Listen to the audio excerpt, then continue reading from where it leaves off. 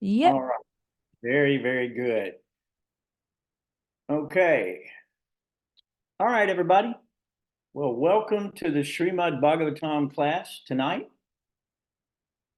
We are going to be studying chapter 31 and chapter 32, Lord Kapila's instructions on the movements of the living entity. And in the next chapter, chapter 32, Entanglement in Fruitive activities. These are pretty, I call them upside your head chapters because they're going to wake you up. They're going to wake you up to some realities that we're sometimes not seeing, with these eyes that we currently have. So we need divine eyes like Krishna gave to Arjuna. And I hope he'll give us those tonight. Nama Om Vishnu Padaya Krishna Prasthaya Bhutale Shrimate Bhaktivedanta Swaminiti Namane Namaste Saraswati Devim Gauravani Pracharane Nirvishesha Shunyavadi Paschachari Shatarane Jai Shri Krishna Chaitanya Prabhu Nityananda Shri Advaita Gadadhar Shivasri Gaura Bhakta Vrinda Hare Krishna Krishna Krishna Hare Hare Hare Ram Ram Hare Hare Om Namo Bhagavate Vasudevaya Om Namo Bhagavate Vasudevaya.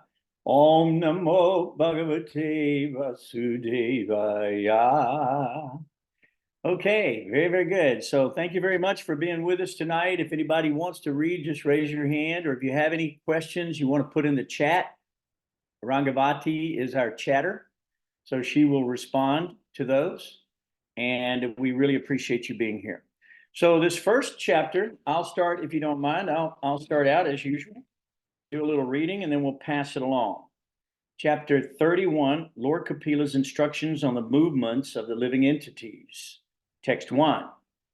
Personality of Godhead said, under the supervision of the Supreme Lord and according to the results of his work, the living entity, the soul, is made to enter into the womb of a woman through the particle of male semen to assume a particular type of body.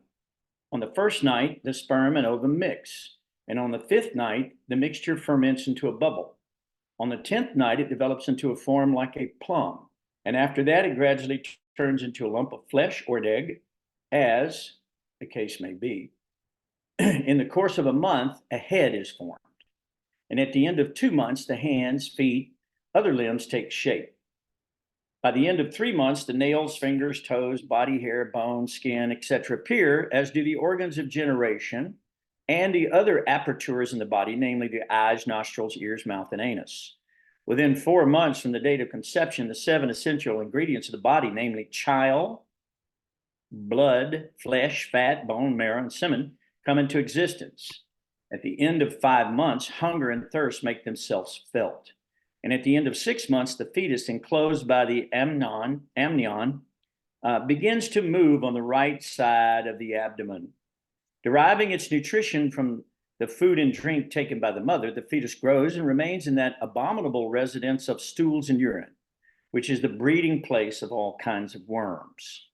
Bitten again and again, all over the body by the hungry worms in the abdomen itself, the child suffers terrible agony because of his tenderness. He thus becomes unconscious moment after moment because of this terrible condition. Owing to the mother's eating bitter, pungent foodstuffs or food which is too salty or too sour, the body of the child incessantly suffers pains which are almost intolerable. Placed within the amnion and covered outside by the intestines, the child remains lying on one side of the abdomen, his head turns toward the belly, and his back and neck arched like a bow. The child thus remains just like a bird in a cage, without freedom of movement. At that time, if the child is fortunate, he can remember all the troubles of his past 100 births, and he grieves wretchedly. What is the possibility of peace of mind in that condition? Thus endowed with the development of consciousness from the 7th month after his conception, the child is tossed downward by the airs that press the embryo during the weeks preceding delivery.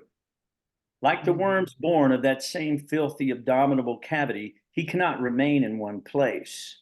The living entity is in this frightful condition of life, bound by 7 layers of material ingredients, prays with folded hands, appealing to the Lord who has put him in that condition. The human soul says, I take shelter of the lotus feet of the Supreme Personality of Godhead, who appears in his various eternal forms and walks on the surface of the world. I take shelter of him only because he can give me relief from all fear. And from him, I have received this condition of life, which is just befitting my impious activities. I, the pure soul, appearing now bound by my activities, am lying in the womb of my mother by the arrangement of Maya. Offer my respectful obeisances unto him who is also here with me, but who is unaffected and changeless. He is unlimited, but he is perceived in the repentant heart. To him I offer my respectful obeisances. I am separated from the Supreme Lord because of my being in this material body, which is made of 5 elements, and therefore my qualities and senses are being misused.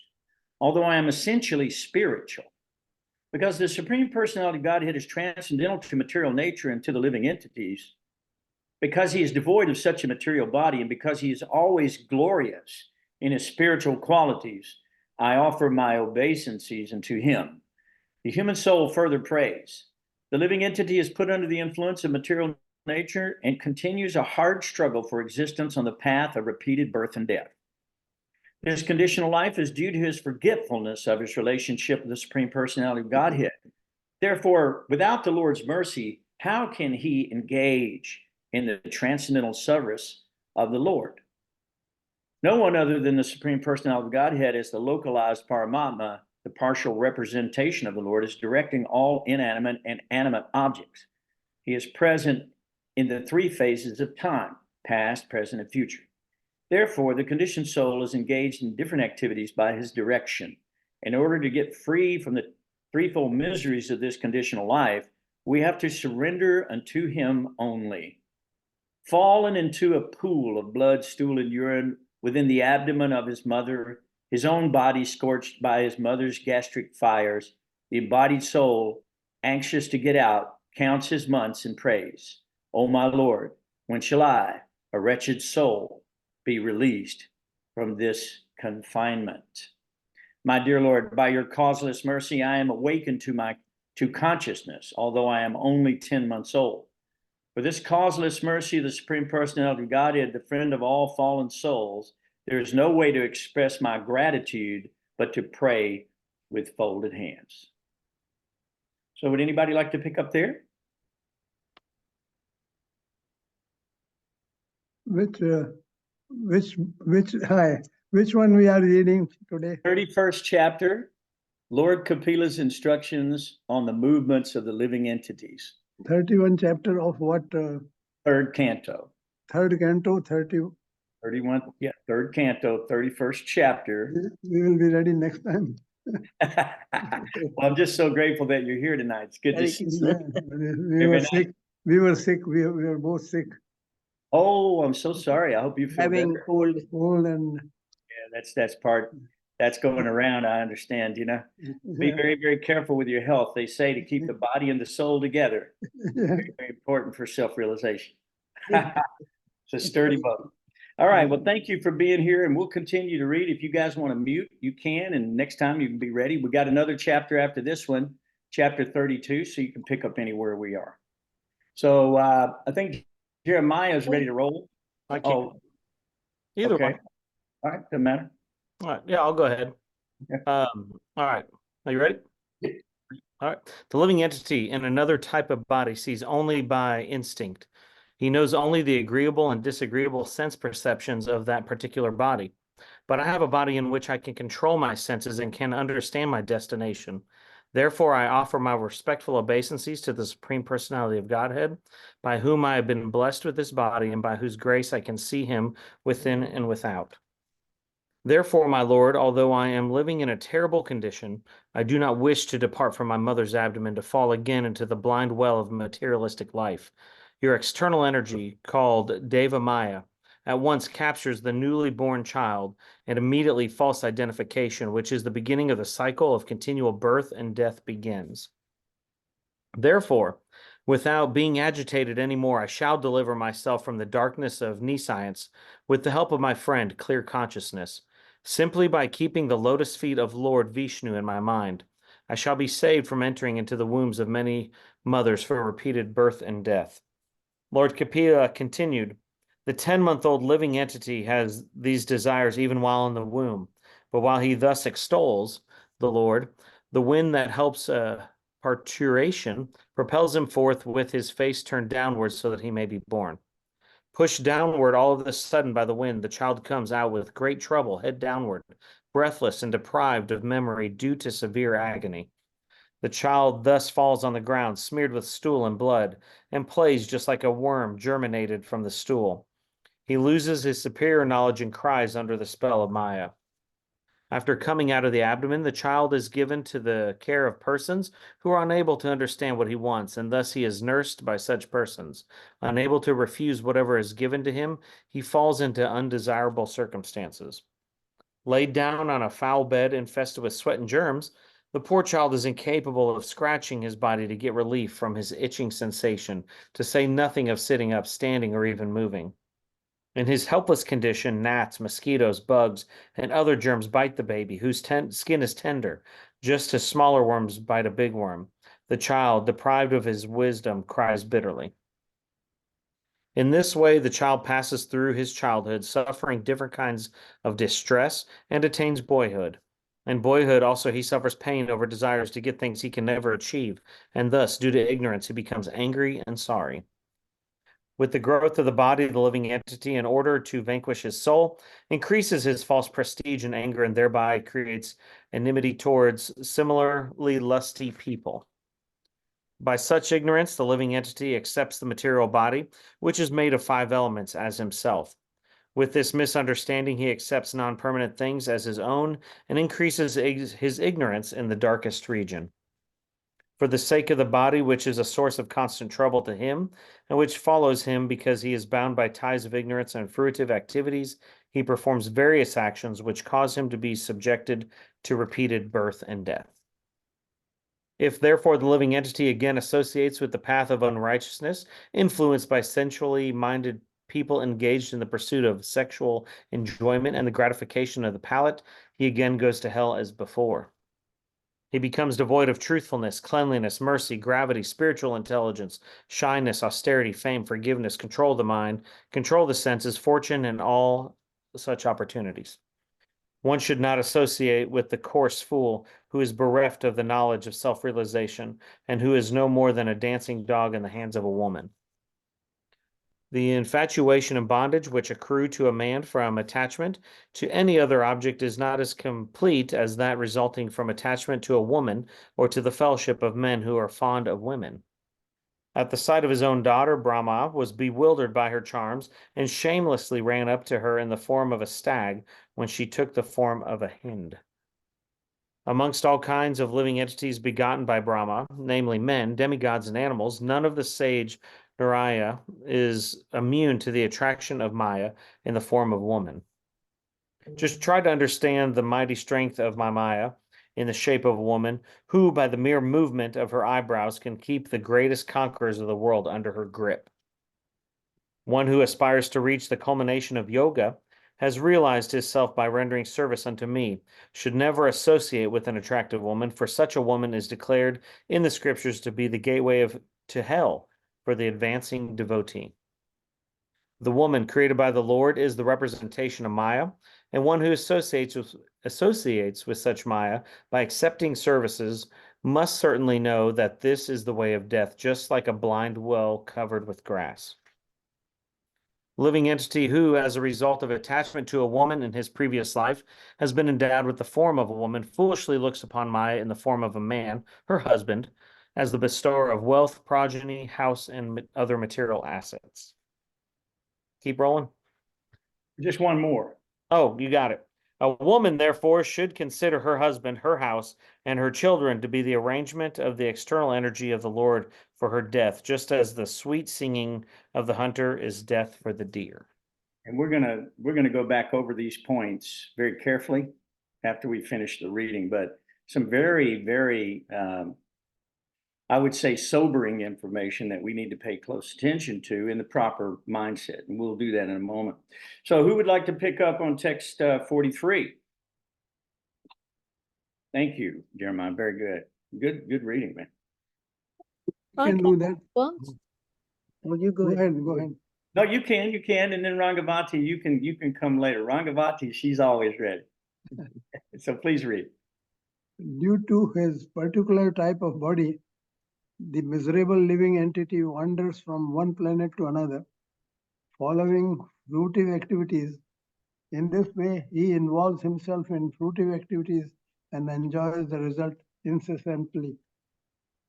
In this way, the living entity gets a suitable body with a material mind and senses according to his fruitive activities.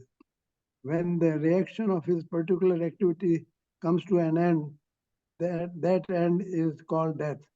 And when a particular type of reaction begins, that beginning is called birth.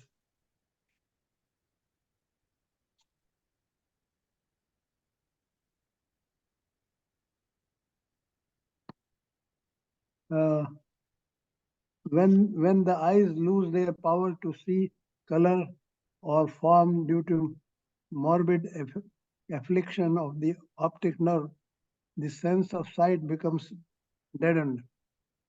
The living entity, who is the seer of both the eyes and the sight, loses his power of vision.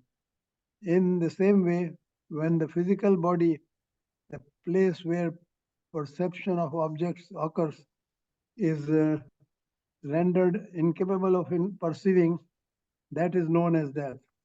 When one begins to view the physical body as one's very self, that is called birth.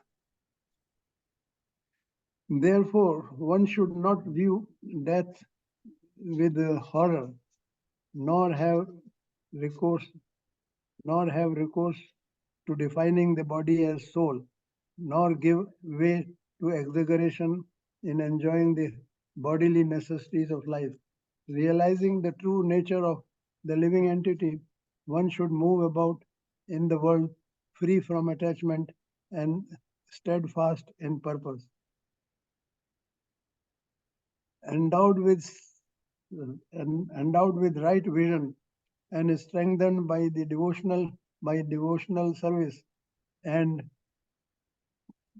pessimistic attitude towards material identity, one should relegate his body to this illusory world through his reason. Thus, one can be unconcerned with this material world. It's very good. That's very good. Now we're starting chapter 32. And would you like to also read? Yeah. Would you like to read a little bit? Can you read? Me? No, your wife. My- Maybe you could read about 10 verses. There's Okay. chapter 32, Right. Entanglement in Fruitive Activities. The personality of Godhead said, the person who lives in the center of household life derives material benefits by performing religious rituals, and thereby he fulfills his desire for economic development and sense gratification. Again and again, he acts the same way. Such persons are ever bereft of devotional service due to being too attached to sense gratification, and therefore, although they perform various kinds of sacrifices and take great vows to satisfy the demigods and forefathers, they are not interested in Krishna consciousness devotional service.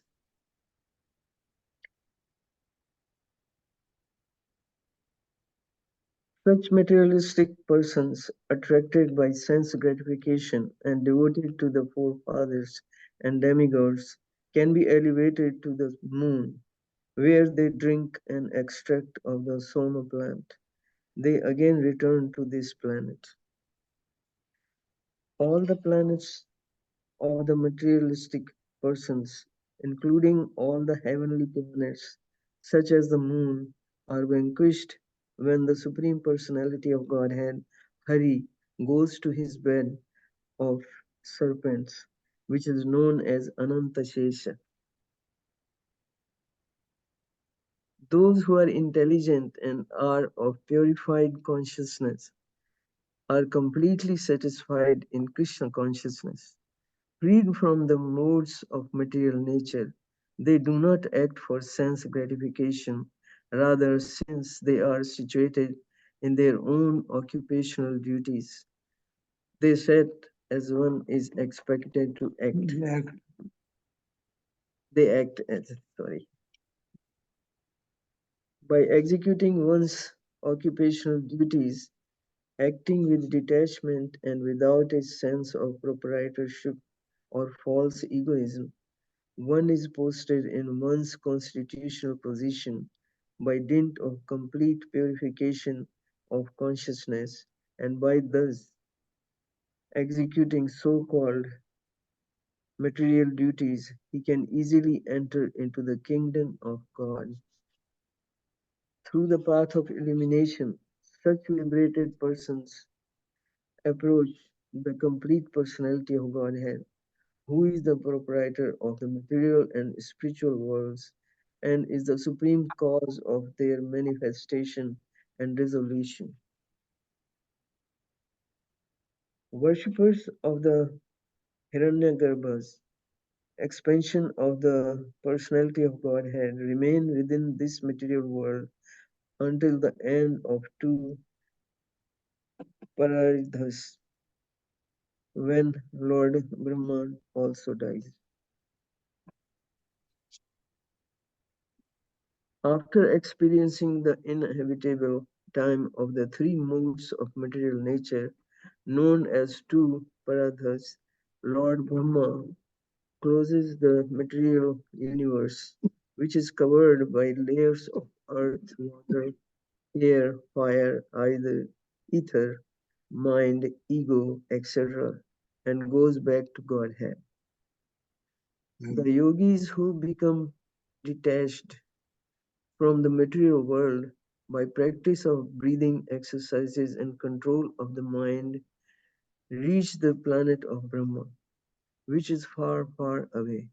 After giving up their bodies, they enter into the body of Lord Brahma, and therefore when Brahma is liberated and goes to the super personality, to the Supreme Personality of Godhead, who is the Supreme Brahman, such yogis can also enter into the kingdom of God. You want me to read more or I can quit? That was very, very nice. You sound like you're definitely still got some cold, both of you guys, a little bit, right? Thank you. Thank Please you. take some vitamin C, okay? Yeah, thank you. All right. Thank you for the reading. Rangavati, are you ready?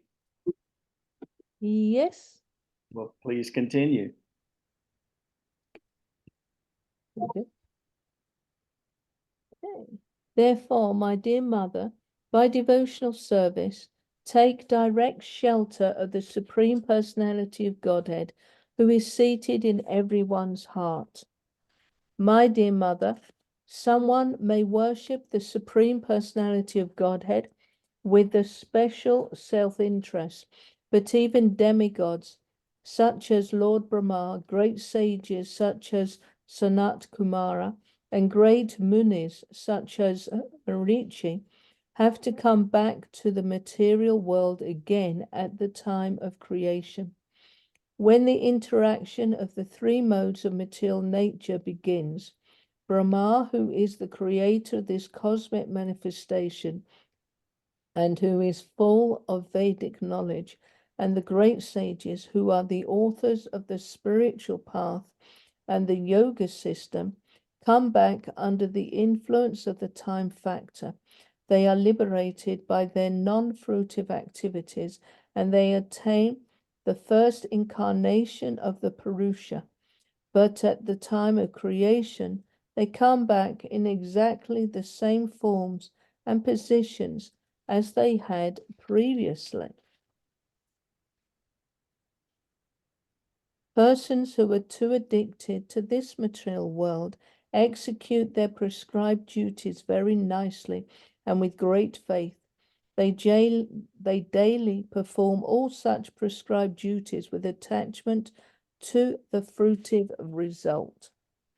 Such persons, impelled by the mode of passion, are full of anxieties and always aspire for sense gratification due to uncontrolled senses. They worship the forefathers and are busy day and night improving the economic condition of their family, social, or national life. Such persons are called Trivargika because they are interested in the three elevating processes. They are averse to the Supreme Personality of Godhead, who can give relief to the conditioned soul. They are not interested in the Supreme Personality's prowess, which are worth hearing because of his transcendental prowess. Such persons are condemned by the supreme order of the Lord because they are averse to the nectar of the activities of the Supreme Personality of Godhead. They are compared to stool-eating hogs. They give up hearing the transcendental activities of the Lord and indulge in hearing of the abominable activities of a materialistic person. Such materialistic persons are allowed to go to the planet called Prita Loka by the southern course of the sun, but they again come back to this planet and take birth in their own families, beginning again the same fruitive activities from birth to the end of life. When the results of their pious activities are exhausted, they fall down by higher arrangement and again come back to this planet. Just as any person raised to a high position sometimes all of a sudden falls. My dear mother, I therefore advise that you take shelter of the Supreme Personality of Godhead, for his lotus feet are worth worshipping. Accept this with all devotion and love, for thus you can be situated in transcendental devotional service. Engagement in Krishna consciousness and application of devotional service unto Krishna make it possible to advance in knowledge and detachment, as well as in self-realization. The exalted devotee's mind becomes equipoised in sensory activities, and he is transcendental to that which is agreeable and not agreeable. Because of his transcendental intelligence, the pure devotee is equipoised in his vision and sees himself to be uncontaminated by matter. He does not see anything as superior or inferior, and he feels himself elevated to the transcendental platform of being equal in qualities with the Supreme Person. The Supreme Personality of Godhead alone is complete transcendental knowledge, but according to the different processes of understanding, he appears differently, even as impersonal Brahman, as Paramatma, as the Supreme Personality of Godhead, or as the Purusha Avatar. The greatest common understanding for all yogis is complete detachment from matter, which can be achieved by different kinds of yoga. Those who are averse to transcendence realize the supreme absolute truth differently through speculative sense perception. And therefore, because of mistaken speculation, everything appears to them to be relative. From the total energy, the Mahatattva, I have manifested the false ego, the three modes of material nature, the five material elements, the individual consciousness, the 11 senses, the material body. Similarly, the entire universe has come from the Supreme Personality of Godhead. This perfect knowledge can be achieved by a person who is already engaged in devotional service and faith, steadiness and full detachment, and who is always absorbed in thought of the Supreme. He is aloof from material association. My dear respectful mother, I have already described the path of understanding the absolute truth by which one can come to understand and the real truth of matter and spirit and their relationship. Would you like me to stop there? Well, if you would like your illustrious husband to read a few, that would be nice. We haven't heard from Bhavananda yet. Okay.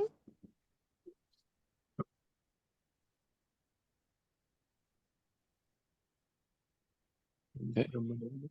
32. Philosophical research accumulates in the understanding the Supreme Personality of Godhead. After achieving this understanding, when one becomes free from the material modes of nature, he attains the stage of devotional service. Either by devotional service directly or by philosophical research, one has to find the same destination, which is the Supreme Personality of Godhead. A single object is appreciated differently by different senses due to its having different qualities. Similarly, the Supreme Personality of Godhead is one, but according to different scriptural injunctions, he appears to be different.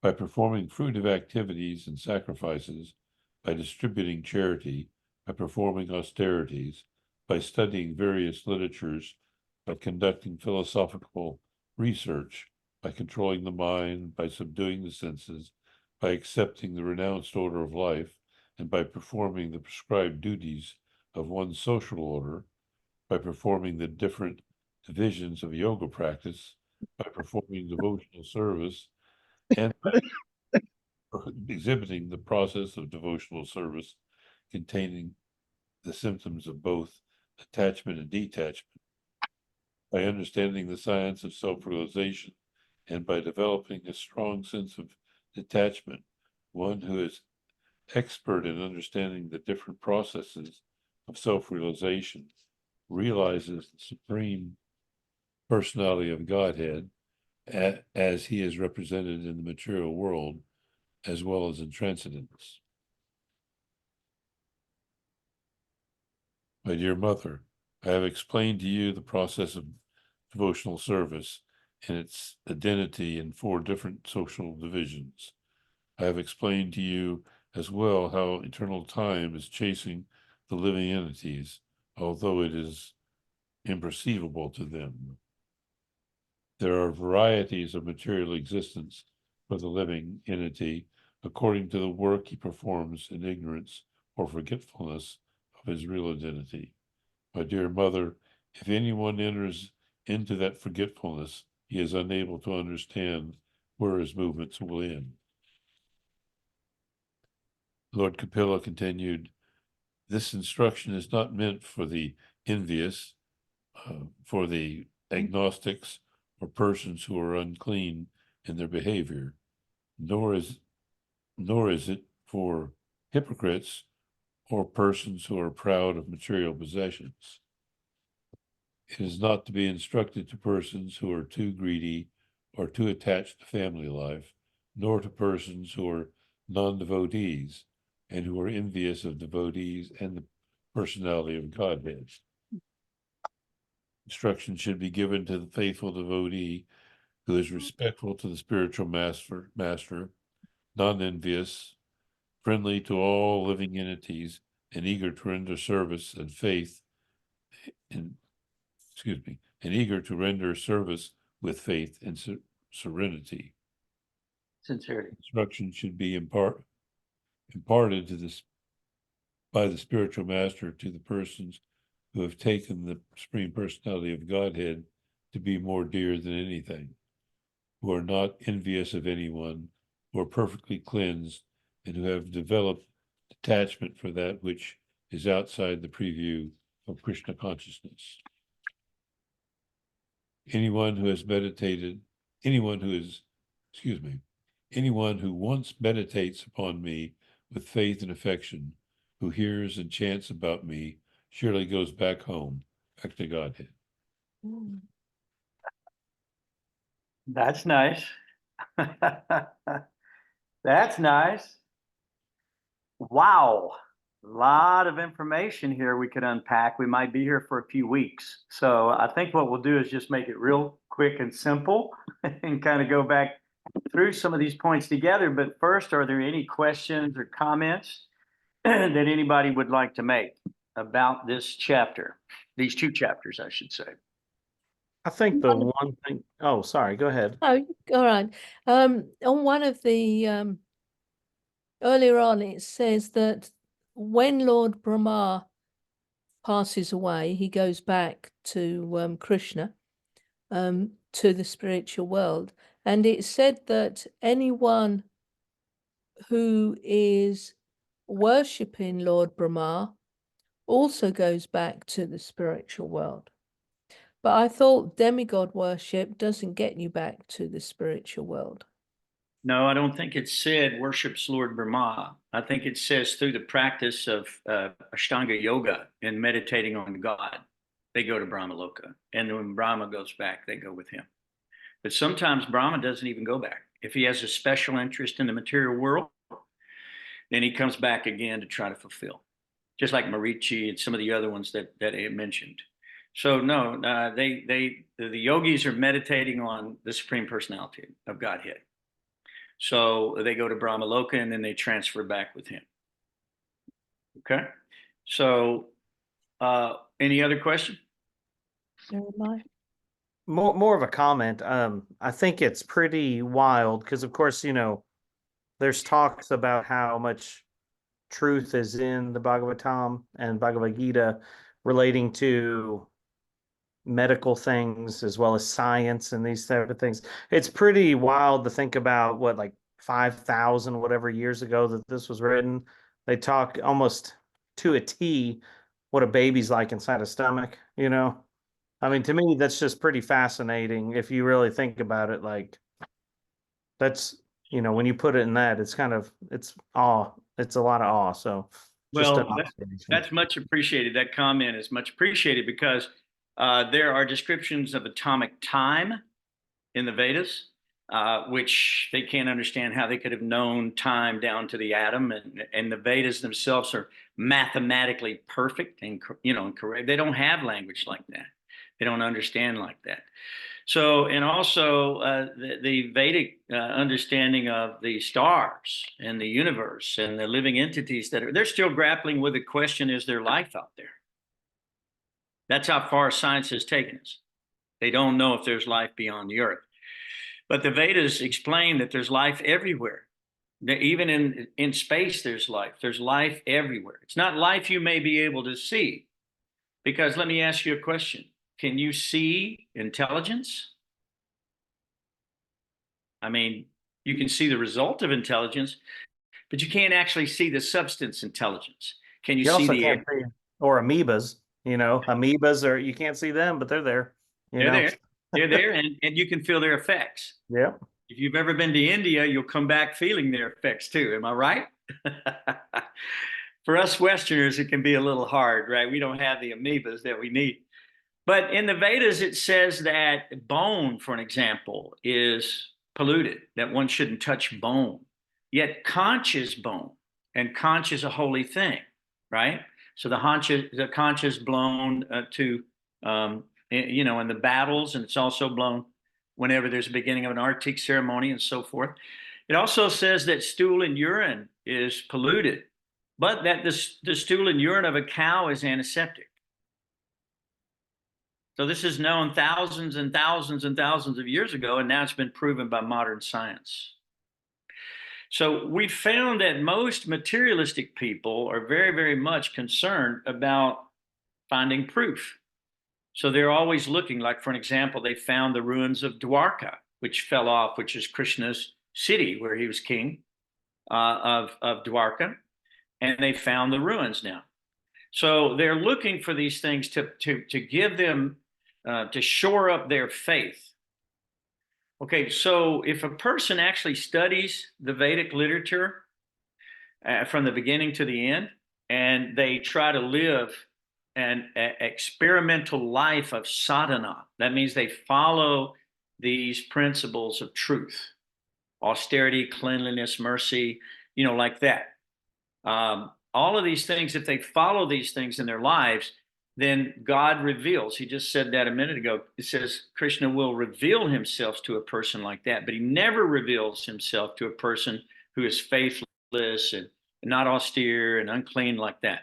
So the idea is that these things are there. They've been there. And we can understand that in times past, when a person was born, the Vedic astrologer would come and would give you every aspect of your life in complete, tell you when what your by your stellar influences.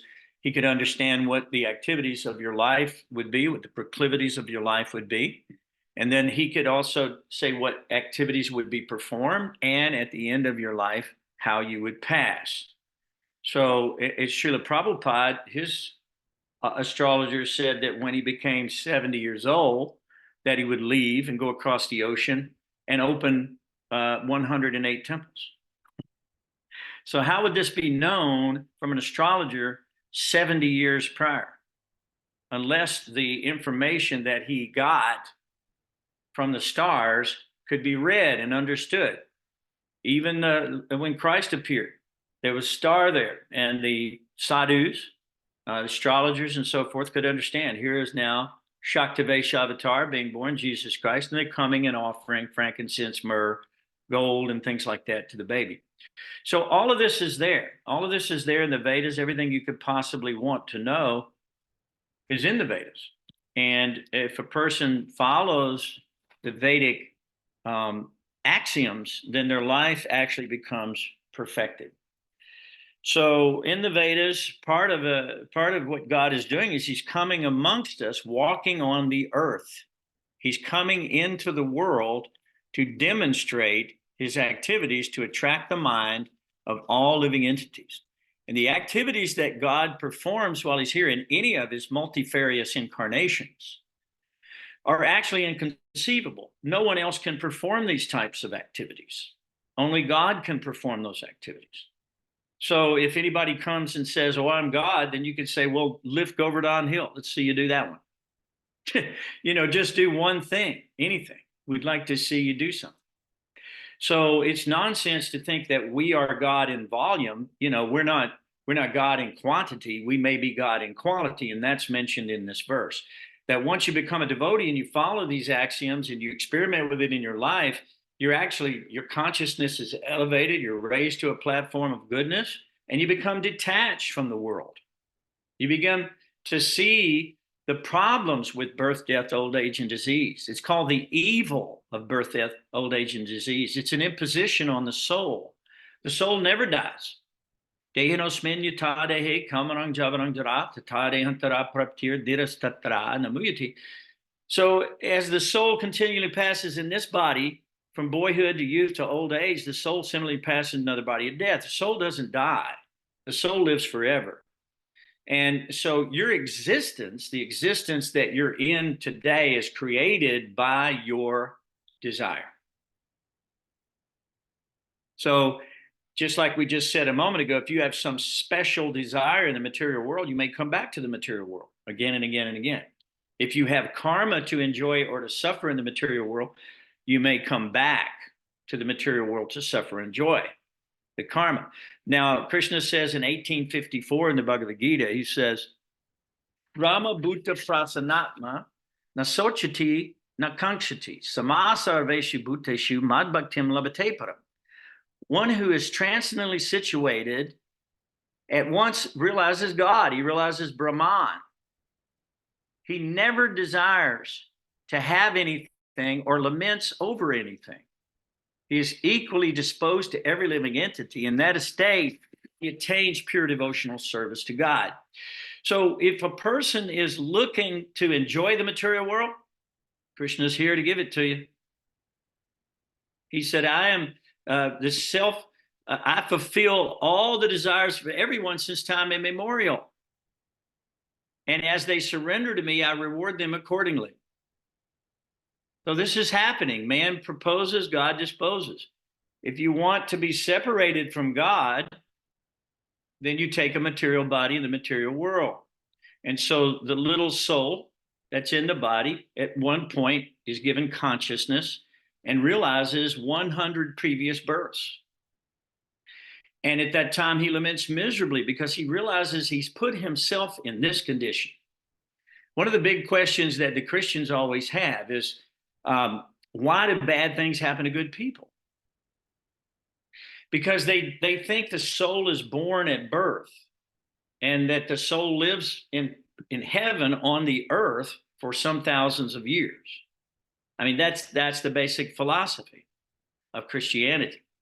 Or that you go to hell eternally, or you go to heaven to be with Jesus eternally. So the idea is they don't acknowledge previous lifetimes. Therefore, they cannot explain why a person is born diseased or deformed or in a poverty state or in some kind of duress situation. They can't explain why that is happening and someone else is being born rich and beautiful and famous and this and that and talented. How is that possible?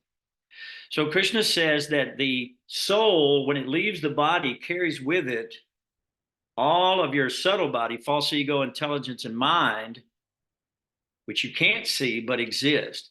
They carries with them to the next body like the air carries aromas. So that's why we're born in a particular situation. But if we don't acknowledge that we have had an immortal soul, that we've taken unlimited amounts of births, Krishna says in Bhagavad Gita in the very beginning, Arjuna, many, many births, both you and I and all these kings have had, I remember them all, but you do not. And we think it's magnificent if a person can recall a past life experience. We think it's amazing, but it's standard, typical stuff.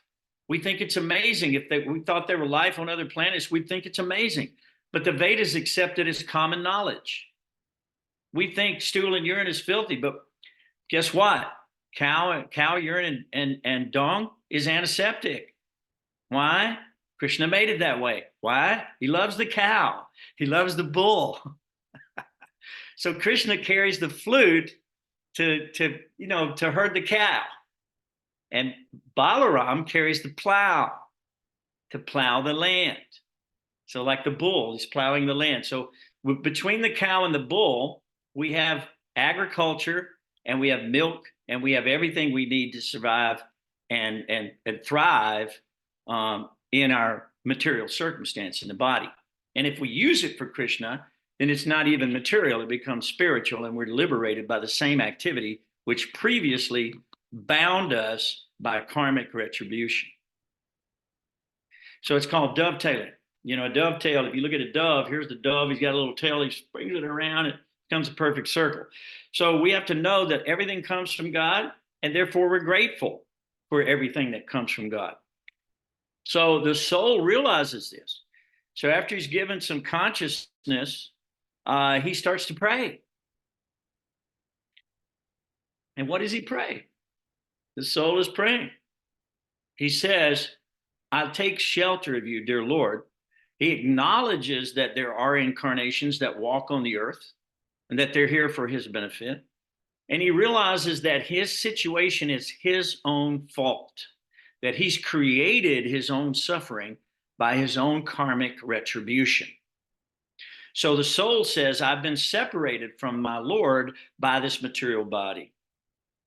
And he's remembering all these things that he's done, and he's asking the Lord to please don't let him forget him in this lifetime. Please let me serve you in this lifetime. Unfortunately, as soon as he comes out, the trauma of childbirth. Has anybody witnessed childbirth? Raise your hand, let me see. We've seen childbirth. It's traumatic. It's traumatic. And it's very painful, especially if there's no sedative for the ladies. It's a very, very painful situation. The child is covered in abdominal blood, stool, urine like this. Very, very difficult situation for the child. And he is breathless. He can't even breathe. His first introduction in the material world is a hard smack. Welcome to the material world, right? And what is his first sound that he emanates? Screaming in agony. So is this a very pleasant place?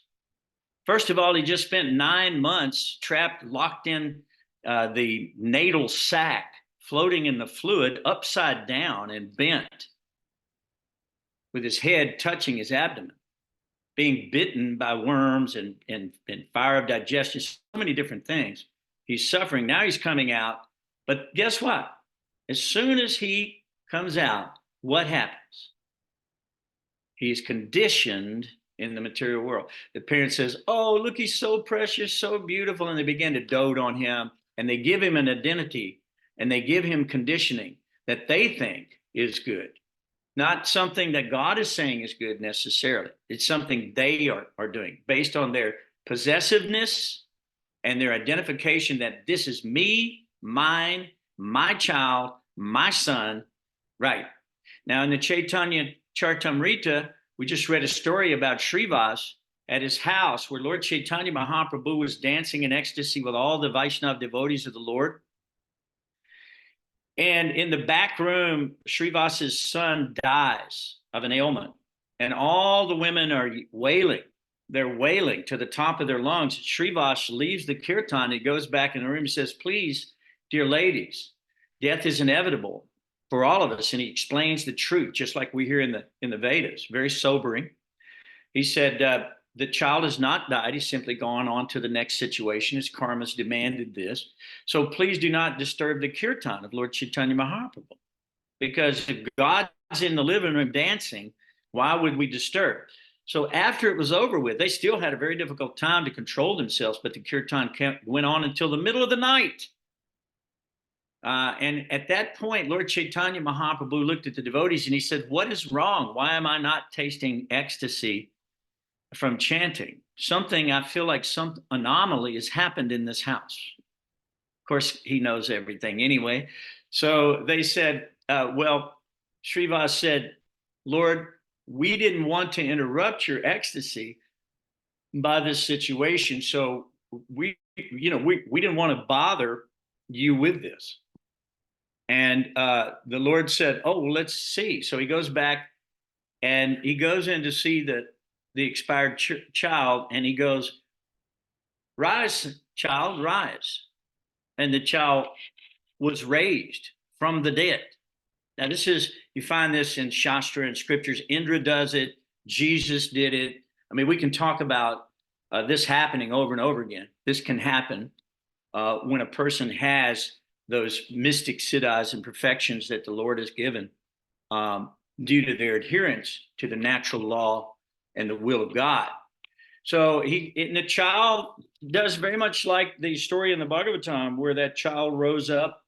He didn't even recognize his parents. He said, which parents are you? I've had millions of parents. I've had millions of lives and births and deaths. Which ones are you? See what I mean? So when we actually become free from this identification of the mortal coil, the body, the nation we're born in, the culture we're born in, the sex we're born to, the race we're born into, the so-called religious indoctrination that is forced upon us as children, the foodstuffs, the modes that we're forced into, mode of ignorance food or mode of passion food, whatever that might be. Once that we can separate ourselves from that and look objectively on it, we just see it as the modes interacting, the material nature interacting, but we then are separated from that. We're an immortal soul. We're not the body. We are not this situation of the body, and therefore the identification of the body is our ruination.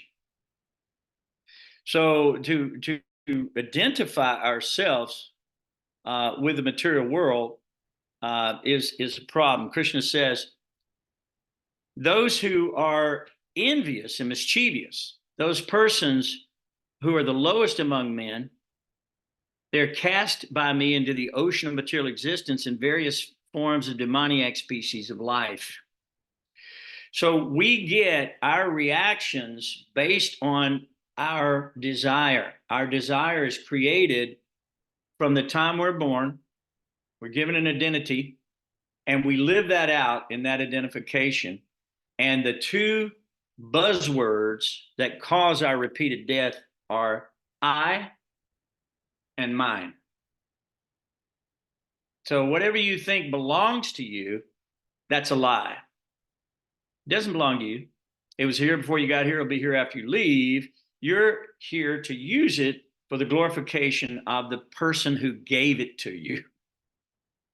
Right? I told somebody earlier today, I said, what if you received like a love letter from a secret admirer going, you are the most amazing. I love you. I'll do anything for you. And you just look at it and go, nah. You just throw it in the trash. You don't respond to it. You ignore them, right? Well, this is God giving you everything. What is he asking from you? Does he need your money? I don't think so. He's the wealthiest. Does he need your fame? I don't think so. He's the most famous. Does he need your intelligence? No, he is the intelligence in man. What does he need from you? So if you look at the life of a small child with a father and a mother, if the child is given something by the parent and the child takes it and gets something for the parent, some insignificant thing, and brings it to the parent as an offering, that is the greatest gift that child can ever give that parent. And it increases the love of the parent towards the child exponentially. So in the same way, if God is giving you the food that you eat, if he's giving you the sun, the land, the water, the light, the air, the demigods are managing, all of these are expansions of God in many different ways. And he's given you the intelligence, and he's given you the taste bud, he's given you the fire of indigestion, he's given you the body that you live within, that you can use, the hand, smell, touch, sight. This is a love letter to you from God. Will you respond? That's the question. And how will you respond? That's the question. So that's what Krishna wants to see. And if we don't respond in any kind of an appreciative way, even the child in the womb says that he is very grateful to be given the body. And he's in a horrible condition. But he realizes that he's forgotten his relationship with the Lord and needs mercy to engage again in the Lord's service. So by surrendering to God, we get relief from the threefold miseries of material existence. Do we know what they are? Miseries caused by our own activities, which lead to karmic reaction, like birth and death. Not very pleasant. All right? Or by other living entities who are envious of us, who would eat us. Jivo jiva sajivanam, one living entity is food of another. That's not very nice, but that's happening here. Or by nature itself, by volcanic activity, hurricanes, disease, pestilence, whatever it might be. All of those things are coming. So we want to get free of those threefold miseries. So the baby in the womb prays for release from the confinement, expresses gratitude, and he knows the difference between a human and an animal. He says that animals are simply living off their karma, basically. They don't know. But as a human, we have discretion, we have intelligence, we can determine what's good and what's bad. We can control our senses. This is where free will comes in. Free will comes in by hearing, understanding what God wants, not just what the society you're born in wants, the nation you live within wants, the parents you're born to want, right? Or whatever it might be. But what does God want? Well, most sampradayas in most religions today are broken. They don't even know what God is. They think he's a voice in the sky or something. They don't know that God is the most beautiful, wealthy, wise, famous, powerful person who is an eternally blooming youth, who has all types of activities, who takes all kinds of incarnations. That's why the Srimad Bhagavatam is so important, so that we can understand who is God, because to know God is to love God. So he says, I can control my senses in this next life. But then he falls prey to false identification, and he's trapped again by Maya. What is Maya? Maya means that which is not. That thing that is the illusion, that is the problem, Maya. So he determines he wants to focus on Krishna at this time to be saved from his condition, but he falls prey. Once that he leaves the womb, pain of childbirth is so traumatic, forgets himself again. He can't refuse what is given him. He eats all types of abominable things. He's totally helpless. He suffers, bites, hungers, crying bitterly, and he becomes frustrated. Even as a boy, he becomes frustrated because, as a boy, we have so many desires and they're not fulfilled. And so we become angry and frustrated. And ultimately, we accept the body as the self, and we lay claim to the material world. So just a couple of 100 years ago, everybody was fleeing England, fleeing these countries, and they were laying claim to these unknown lands like America. But these lands were known. There were people living here for thousands and thousands of years. This was their land. All we did was kill them all and take it, right? In the name of religion and religious freedom. What a travesty. What a hypocrisy. That's just it. It's just incredible that we do this as humans over and over and over and over and over again, because we want to possess, we want to control, we want to be the Lord of all we survey. That's why we've taken a body separate from God, because in the spiritual world, there's God and then there's his servants. Here, there's everyone competing to try to become God. The one who dies with the most toys wins, right? And loses it all at the same time. He doesn't win anything, actually. He wins his karma, which is he falls prey to his senses, and he goes to hell again by losing all his good qualities. We got to guard against this type of bad association. We have to guard against lust. We have to guard against these things so that we don't fall prey again. No one is immune to lust except Narayan, right? Krishna calls lust the all-devouring enemy of mankind. Has to be destroyed. And lust can be most profoundly experienced when someone sees a beautiful woman.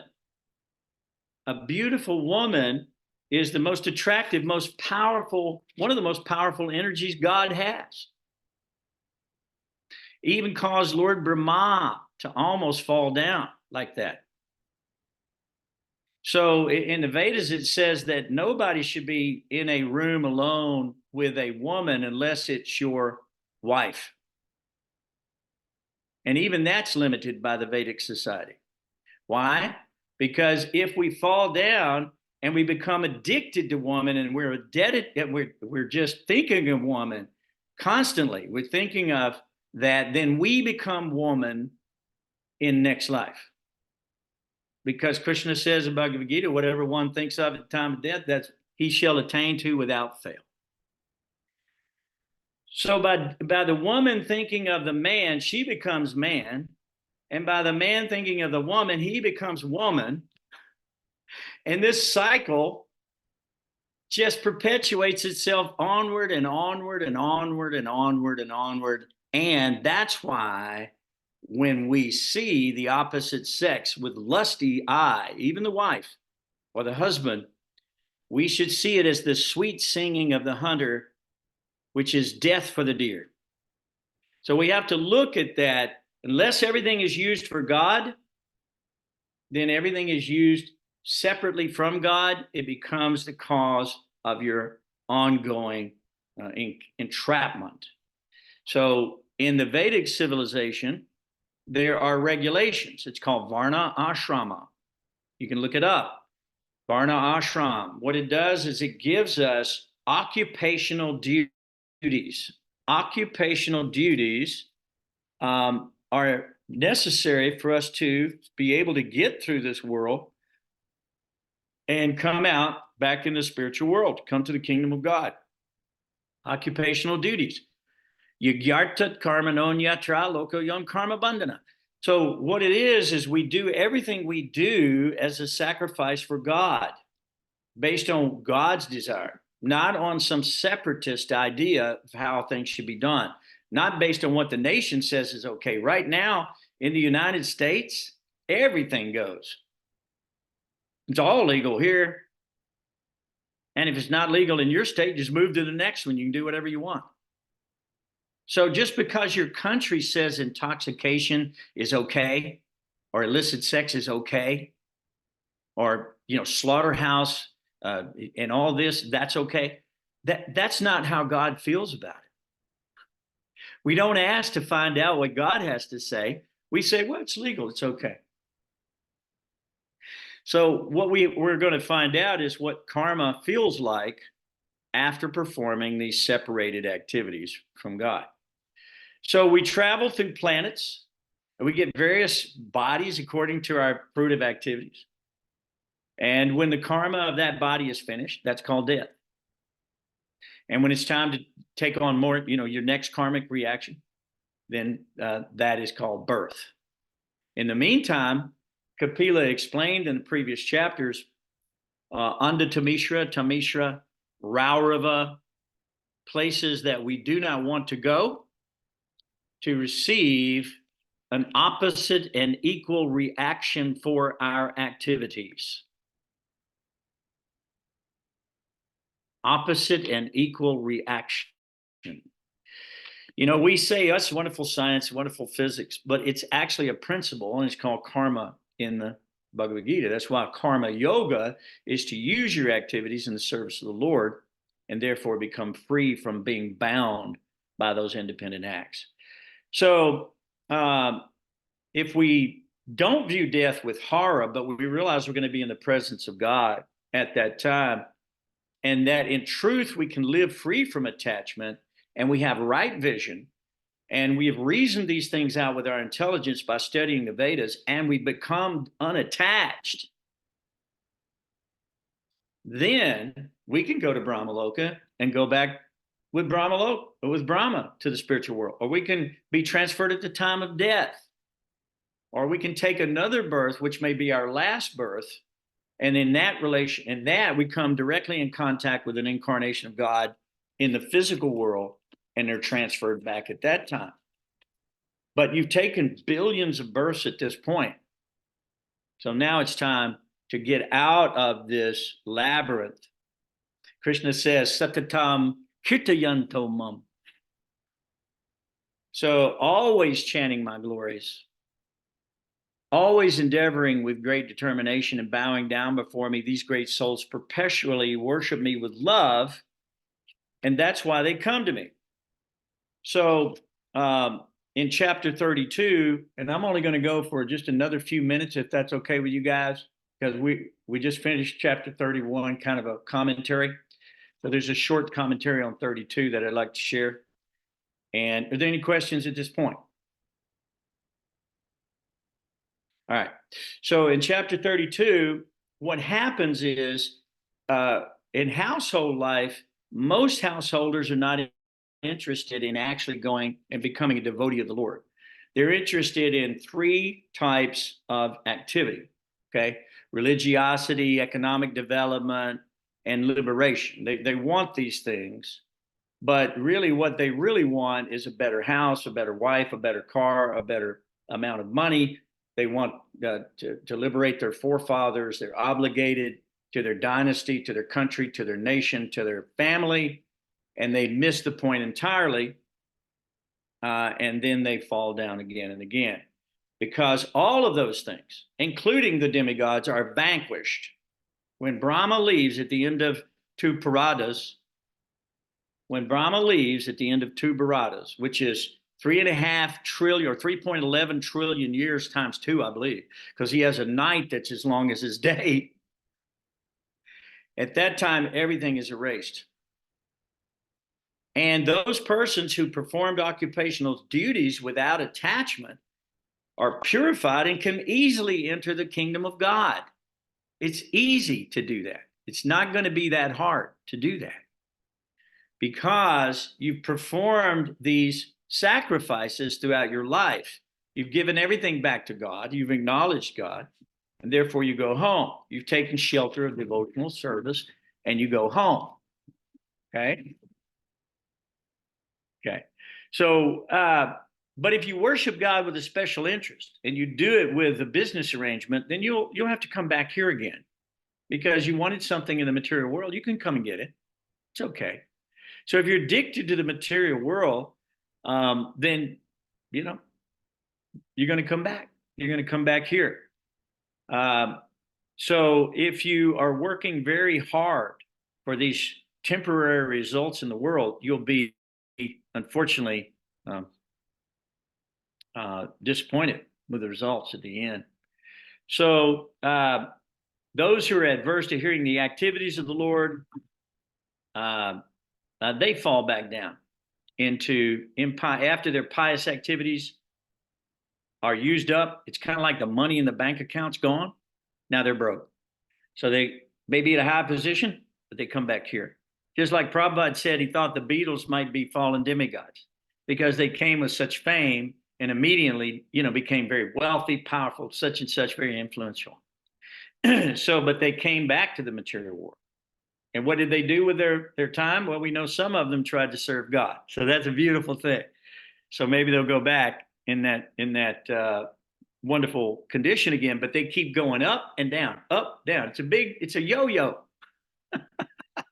We're yo-yos. We go up, then we fall. Then we go back up, we fall. And it takes hundreds of millions of years to do all of this. And we're wasting our time. So when we become equipoised and we realize this material world's not even worth it, what happens is we could care less for what's agreeable or disagreeable to society at large. We don't even care. Just like Prabhupada was talking about politics one time. And, you know, they're always fighting and changing the laws. Nobody's happy on this side and nobody's happy on that side. Prabhupada said politics is very much like stool. It's passing from the left side of the colon to the right side. And ultimately, that's the nature of the material world. It's all simply stool here. It's contaminated refuse. And these people will be fighting. He said, let them, they're going to be doing this for billions of years. You see, people are fighting over the land and the land changes hands. Then there's somebody else who wants to take that land away. Then you have some money, they want to take your money. They want to take your family. They want to take your children. They want to enslave you. They want to exploit you in the material world. So these things are constantly going on. You can't change it. Politics is just another way of doing that. That's all. So once a person sees himself as actual soul in quality the same as the Supreme Person, then he actually can become detached. Yoga is meant for detachment of this material world, to get a higher taste, to find a greater place to be. Yoginam api sarvesham madgatin antaratmanaha sharavan bhajate yo mam samayuktat matomataha. Of all the yogis who abides in me with great faith, worshiping me with transcendental loving service, is the most intimately united with me in yoga and is the highest of all. Now, you can practice Ashtanga yoga, the drilling of the breath and the meditation, very difficult in this age. Karma yoga, try to act for the Lord. Sankhya yoga, which is what Kapila has been talking about all along, which is to understand God and see God in all things. Jnana yoga, another form of yoga in the Bhagavad Gita. That means wisdom yoga, philosophical research, understanding God through knowledge of the Vedas. Through all the Vedas I can be known, Krishna says. So this all leads one to a state of love called bhakti. And bhakti is a transcendental yoga. It exists eternally in the spiritual sky. And all of these other forms are kind of left behind in a way. Because once you have love, what else do you need?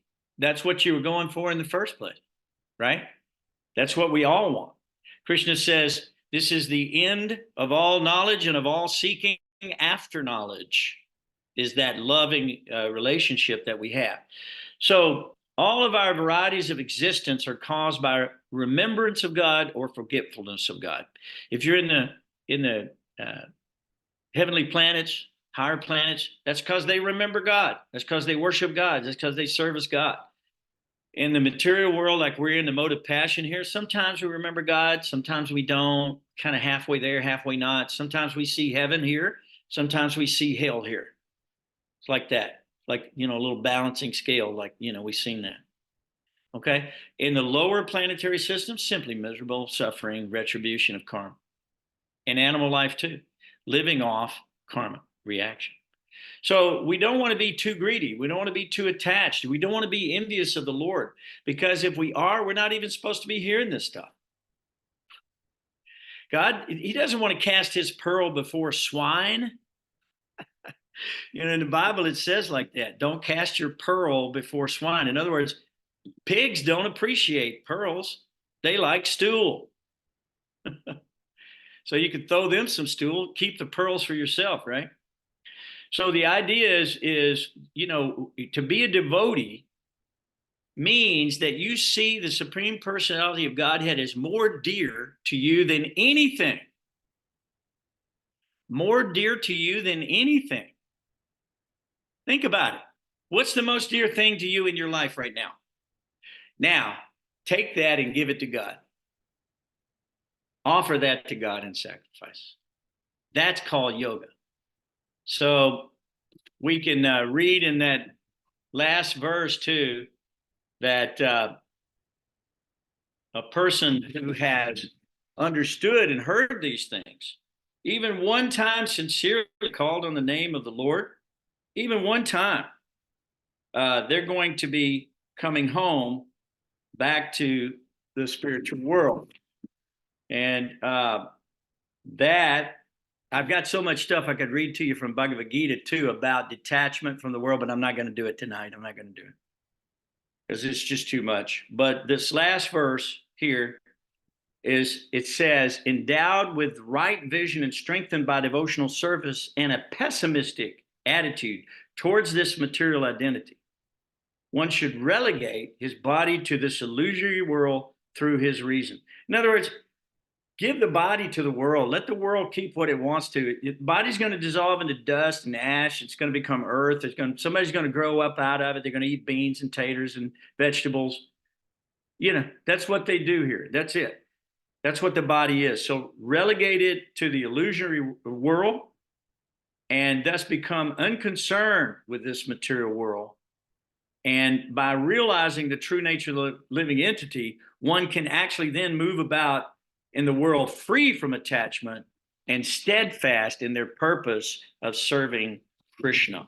Now, I want to leave you with this. Text 32, you should read it. Text 32.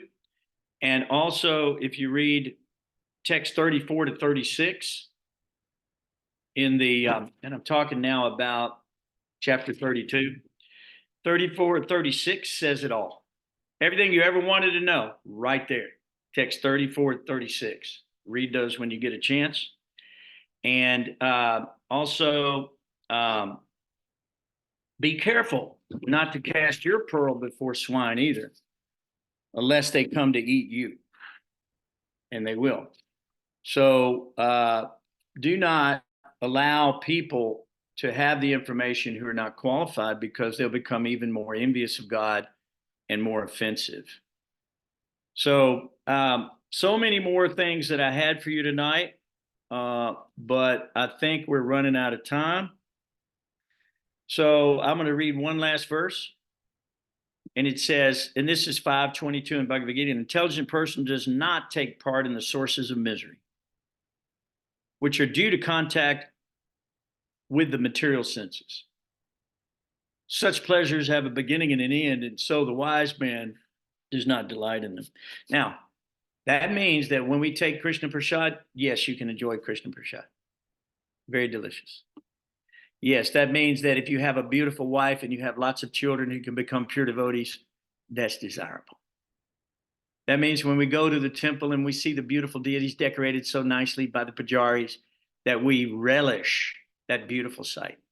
All of this is sense gratification. All of this sense gratification is being done in a regulated way in connection to God. That is called yoga. So by becoming attached to God, you become detached from this miserable, temporary, material world, and you go back home, back to Godhead.